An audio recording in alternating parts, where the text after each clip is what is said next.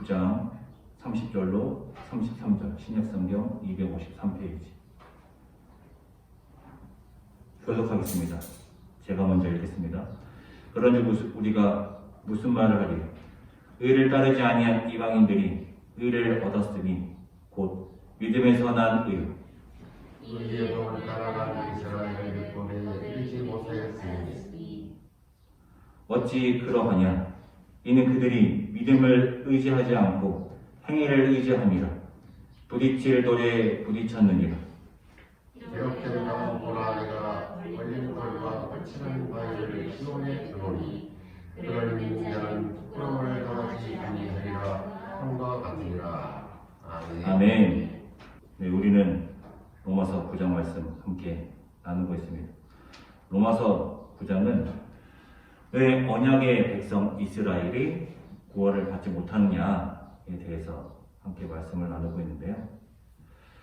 네, 지난 시간에는 이스라엘이 구원받지 못하는 것이 구약에서도 나타나고 있었다. 그래서 호세아 말씀을 통해서 이방인들까지도 하나님의 백성으로서 이미 언약의 당사자로 호세아가 예언하고 있었고, 또 이사야 말씀을 통해서 이스라엘 전부가 다 구원받는 것이 아니라 일부가, 남은 자가 구원받는다. 하나님께서는 누구든지 하고자 하시는 자를 긍휼히 하시고 또 누구든지 하고자 하시는 자를 완악하게 하신다. 하나님의 주권이다. 그리고 그것은 구약의 언약에서도 벗어나지 않는다라는 것이죠. 하나님은 신실한 하나님이다라는 거예요. 왜 언약 백성 이스라엘이 구원받지 못하느냐? 언약이 폐해진 것이냐? 그렇지 않다라고 구장이 시작되었죠. 왜 이스라엘이 구원받지 못하는 것이냐? 이것을 말하는 것이기도 하지만 바울이 말하고자 하는 것은 하나님은 신실하시다라는 것. 하나님은 언약을 이루시는 신실하신 하나님이시다. 이방인이 구원받는 것도 언약의 내용이었고 남은 자가 구원받는 것도 언약의 내용이었다.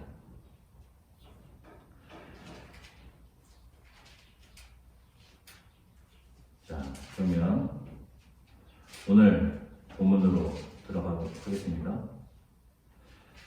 시작. 그런즉 우리가 무슨 말을 하리요? 의를 따르지 아니한 이방인들이 의를 얻었으니 곧 믿음에서 난 의요. 그런즉 우리가 무슨 말을 하리요? 하나님의 언약을 따라서 이방인도 구원을 받고 유대인도 남은 자가 구원을 받는데 우리가 무슨 말을 하겠느냐라고 하면서 의를 따르지 아니한 이방인들이 의를 얻었다. 그리고 그것은 믿음에서 났다라고 말하고 있어요. 지금까지 무엇을 말하고 있었습니까? 하나님의 선택, 하나님의 주권적 역사를 말하고 있었죠. 로마서는 분명하게 이중 예정을 말하고 있다라고 했었어요. 하나님께서 주권적으로 선택한 이들이 구원을 받는다. 그리고 하나님께서는 완악하게 할 자를 하나님의 주권적 역사를 따라서 하나님의 뜻에 따라서 하나님 마음대로 어떤 이들은 하나님께서 완악하게 하신다. 완악의 그릇으로 진노의 그릇으로 사용하신다라고 했어요. 이러한 이중 예정이 로마서 9장에서 분명히 나타나지만 하나님께서는 주권적으로 역사하시는구나. 하나님 마음대로 하시는구나. 구원도 하나님께서 선택하시는 거에 의해서 구원을 받는 거구나. 그렇게 로마서 9장이 말한다고 해서 성경 전체를 그렇게 보면 안 돼요. 제가 여러 번 말씀을 드렸지만 이중 예정을 논리로 쭉 피면 어떻게 되냐면 전도도 할 필요가 없는 거예요. 그냥 하나님께서 선택한 자는 구원받고 하나님께 선택받지 못한 사람은 구원받지 못하는 거예요. 그러한 논리면 전도를 왜 하나요? 하나님의 뜻대로 살 이유가 뭐가 있어요? 그냥 하나님이 선택한 자들이 구원받는데. 그런 논리를 쭉 피면은 전도할 필요도 없는 것이고 막 살아도 되는 거예요. 어차피 구원받을 사람은 구원받겠지. 하나님의 선택하심을 따라. 어차피 구원 못 받을 자는 구원 못 받겠지. 하나님의 선택하심을 따라. 성경에서 가장 중요한 것이 이중 예정이냐? 분명히 로마서 9장에서 이중 예정을 말하지만 바로 로마서 9장 30절에서 뭐라고 합니까? 믿음을 말한단 말이에요.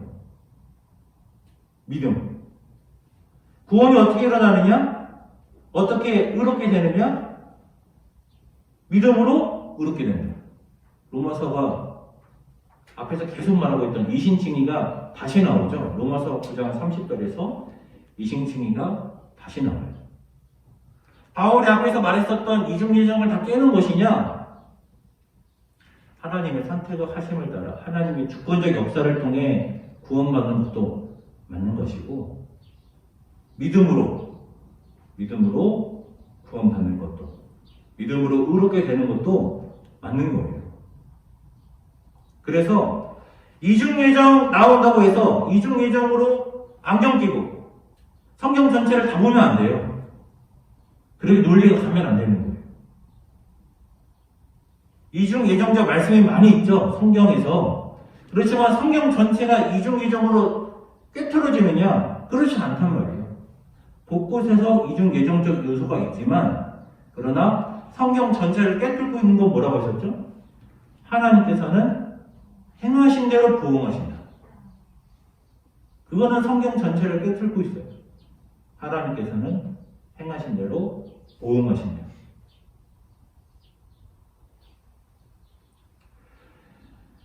그래서 31절입니다. 시작. 의의 법을 따라간 이스라엘은 율법에 이르지 못하였으니 의의 법을 따라간 이스라엘은 율법에 이르지 못했다. 이 말이 무슨 말일까? 이스라엘이 율법을 따라갔기 때문에 율법에 이르지 못했다. 행위를 좇았기 때문에 구원받지 못했다.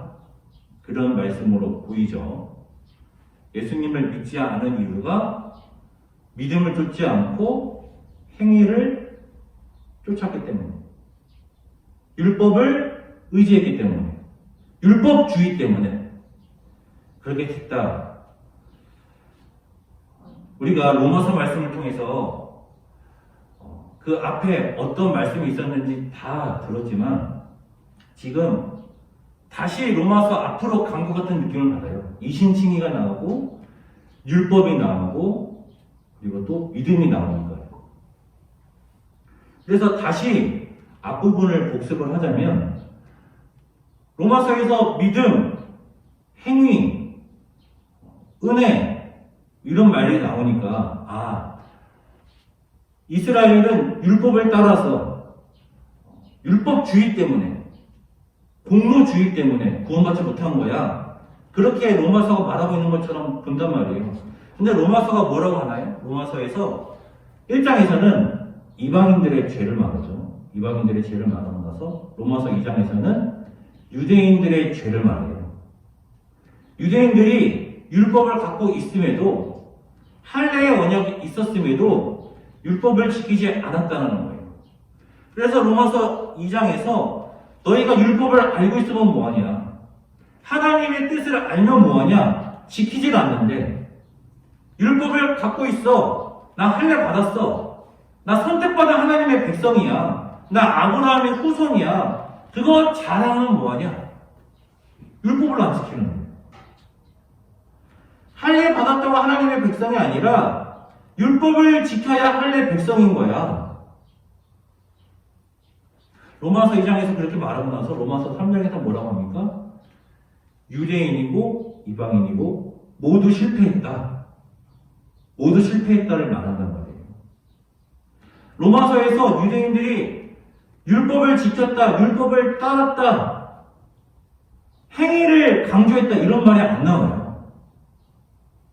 로마서 2장에서 유대인들이 율법을 자랑했다. 그것은 우린 율법을 갖고 있어. 우리는 하나님의 뜻을 알아. 이걸 말하는 거예요. 그렇지만 따르지는 않은 거예요. 순종하지는 않은 거예요.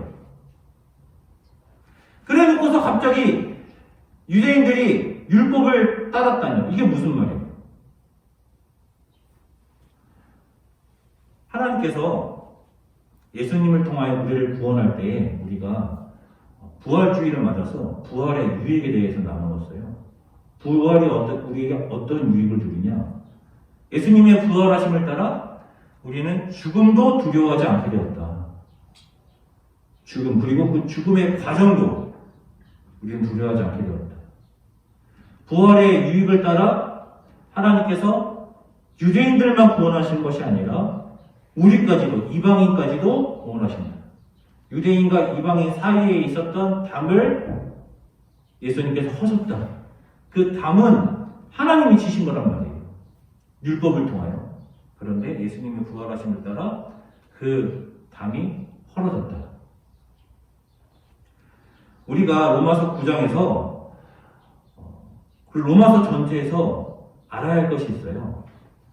로마서는 왜 쓰여졌느냐? 여러 가지 목적이 있지만 로마 교회 안에 유대인들과 그리고 유대인 그리스도인들과 이방인 그리스도인들 간에 갈등이 있었어요. 그리고 유대인 그리스도인들은 소수고 이방인 그리스도인들은 다수였어요.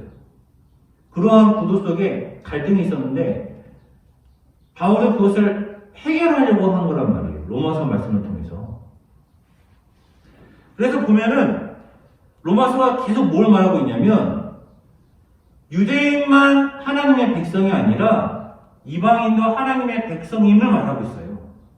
로마서 9장이 하나님의 주권적 역사, 이중 예정을 말하는 것 같지만 결국 결론은 뭘로 나는 거예요? 구원의 울타리 안에, 구원의 그릇 속에, 긍휼의 그릇에는 유대인만 있는 것이 아니라 이방인도 있다. 결국 이것이 결론인 것 아닙니까? 물론 구원이 유대인으로부터 시작하죠. 하나님께서 아브라함을 선택하셨고 이스라엘에게 율법을 주셨고 이스라엘과 할례의 언약을 맺으셨고 예수님도 유대인으로 유대 땅에 오셨고 복음이 유대인으로부터 시작됐죠. 하지만 유대인만 구원하는 것이 아니라 이방인까지도 구원한단 말이에요. 유대인들에게 가장 걸림돌이 뭐였을까요? 가장 걸림돌은 이방인들이 구원받는 거예요. 이방인들이 구원받는 것을 유대인들이 못 받아들이는 거예요. 유대인들에게는 이방인은 짐승과 같은 존재란 말이에요. 유대인들이 절대 먹지 않는 게 있죠. 돼지란 거, 돼지. 이방인들은 유대인들에게 돼지 같은 존재예요. 가까이 하지도 않고 그냥 불결한 존재란 말이에요. 그런데 이방인들이 구원을 받는 거예요. 유대인들 입장에서는 이럴 수 있죠. 우리가 받아들이면 이방인들 받아들이는 거야. 근데 그것이 아니라 복음으로 그냥 이방인들이 하나님의 백성으로 들어오니까 유대인들 입장에서는 그거 받아들일 수가 없는 거죠. 누구 마음대로. 왜 저들이 하나님의 백성이야? 저들이 아브라함의 후손이야? 그래서 바울이 뭐라고 합니까? 아브라함의 후손이 육신의 후손이냐? 아니야. 믿음의 후손이 아브라함의 후손인 거야. 이것도 말한단 말이에요. 유대인들에게 가장 큰 걸림돌은 이방인들이 구원받는 거예요. 심지어 유대인 그리스도인들은 소수예요. 이방인 그리스도인들은 다수고 더더욱 받아들일 수 없는 것이죠. 로마서에서 행위를 말할 때에 유대인들이 율법을 지킨 적이 없어요. 계속 그것을 지적했단 말이에요. 하지만 유대인들은 율법을 자랑했죠. 우리 율법을 받았어. 우리 할례의 언약이 있어. 근데 그것으로 구원받을 수 없다라는 거예요. 그것으로 구원받을 수 없어. 마치 의의 법을 따라간 이스라엘은 율법에 이르지 못했다. 율법을 지키려고 하니까 율법을 못 지킨 거야. 이렇게 말하는 것처럼 보이잖아요. 하나님께서 우리를 왜 구원하셨나요? 율법 지키라고 구원하신 거예요. 율법을 안 지키니까. 율법을 줬는데 오히려 죄가, 내 안에 있는 죄가 율법을 이용해서 더 죄를 짓게 하죠. 그래서 예수님을 통해 우리가 의의 관계를 이루시고 성령을 부으심으로 율법을 지키게 한단 말이에요. 믿음은 율법을 못 지키게 하는 게 아니라 오히려 율법을 이루게 하는 거예요. 의의 법을 따라간 이스라엘은 율법에 이르지 못했다라는 것은 율법 지키면 안 돼! 율법 의지하지 마! 이런 말 아니란 말이에요.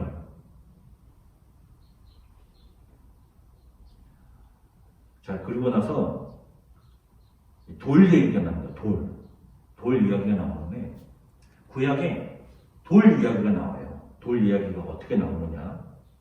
이제 돌 이야기로 넘어가는데 시편 118편 22절 23절 시작. 번식자가 버린 돌이 집 모퉁이의 머릿돌이 되었나니 이는 여호와께서 행하신 것이요 우리 눈에 기이한 바로다. 버려진 돌이 머릿돌이 되었다 라는 것이죠. 이 시편 118편 말씀은 신약에서도 많이 인용이 됩니다. 이 돌이 많이 인용이 돼요. 돌이 갖고 있는 상징이 있단 말이에요. 버려졌지만 그렇지만 그 버려진 돌이 머릿돌이 된다. 그리고 그것은 하나님께서 행하신 것이고 우리들의 눈에 기이하다. 자, 이사야에서도 돌이 나오는데요. 이사야 8장 14절 시작.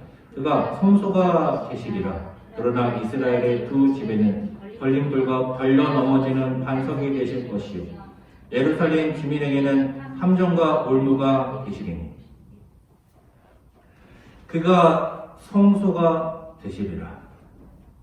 하나님께서 이스라엘의 성소가 되는데 이스라엘 전체의 성소가 되는 것이 아니라 이스라엘의 남은 자에게 성소가 되십니다. 그러나 이스라엘의 두 집에는 걸림돌과 걸려 넘어지는 반석이 되실 것이다. 걸림돌, 걸려 넘어지는 돌이 있다는 것이죠. 그리고 이러한 말씀들을 베드로 전서에서도 인용을 하는데요. 같이 읽으시죠.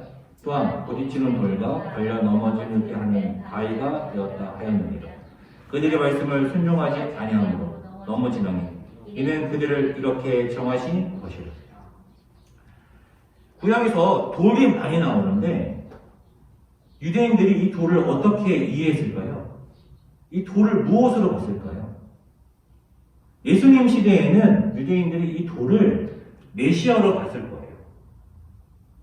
구원하는 돌, 또 걸려 넘어지게 하는 돌. 이 돌은 구원하기도 하고 심판하기도 한단 말이에요.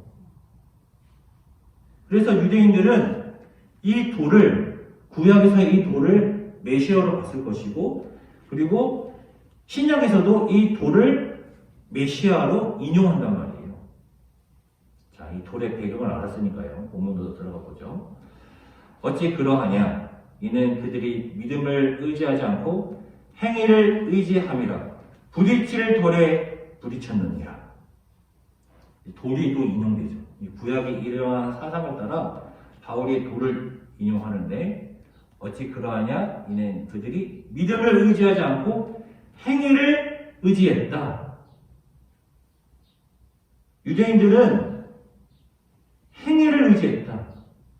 유대인들은 율법주의였다. 이런 말 아니라고 했습니다. 로마서에서 유대인들이 율법을 지켰다 이런 말 없어요. 유대인들이 율법을 안 지켰다 그러죠. 그렇지만 유대인들은 구원받을 거라고 생각했어요. 율법을 안 지켜요. 왜냐하면 할례의 백성이고 율법을 가지고 있습니다. 우리는 하나님의 뜻을 아니까. 하나님께서 우리와 의의 관계를 맺으셨으니까. 하나님은 신실하시기 때문에 우리를 구원하시겠지. 우리는 언약 백성이잖아. 그렇게 믿고 있었던 것이죠. 그런데 예수님을 통하여 그 언약이 성취되었는데 그걸 받아들이지 않는 것이죠. 오히려 예수님을 통하여 성령을 받아 율법을 지켜야 되는데 그걸 받아들이지 않는 거예요. 그걸 말하고 있는 거예요. 행위를 의지했다, 율법을 의지했다라는 것은 율법을 지켰다, 유대인들이 공로주의였다, 이걸 말하는 게 아니란 말이에요. 예수님이 부딪힐 돌이 된 것이죠. 심판의 돌이 된 거예요. 기록된 바 보라, 내가 걸림돌과 거치던 바위를 시온에 두노니 그를 믿는 자는 부끄러움을 당하지 아니하리라 함과 같으니라. 이렇게 이사야 말씀을 인용해서 예수님께서 구원의 돌이면서도 심판의 돌이 되었다라는 것을 말하고 있습니다. 결국 로마서 9장 말하고 있는 것은 무엇입니까? 하나님은 신실하신 하나님이라는 것입니다. 하나님께서는 언약을 이루신다는 거예요. 그리고 하나님의 신실하심을 따라 유대인만 구원받는 것이 아니라 이방인인 우리까지도 구원을 받는다는 거예요. 그것은 구약에 이미 언약되어 있었다. 유대인의 남은 자가 구원받고 이방인까지 구원받는다. 그래서 우리가 예수님을 통해 구원받았다라는 것이죠. 우리가 고난 주간과 부활주일에 대해서 고난과 부활을 깊이 생각해 보았어요. 예수님을 위하여 죽었던 수많은 승제자들, 우리가 그 자리에 있었으면 우리는 어떻게 했을까? 그런 것도 고민해 보았고, 고난 없는 부활 없고, 그리고 부활이 있으려면 반드시 고난이 있어야 한다라는 것도 우리가 나누었어요. 우리는 늘 그러한 고민을 합니다. 나는 구원받을 수 있는가? 물론 우리가 예수님을 믿음으로 구원을 받지만 예수님을 믿으면 성령이 부어지고 성령의 부으심을 따라 우리가 율법을 이루어야 하는데 거기서 막히는 것이죠. 우리는 율법을 이루고 있는가?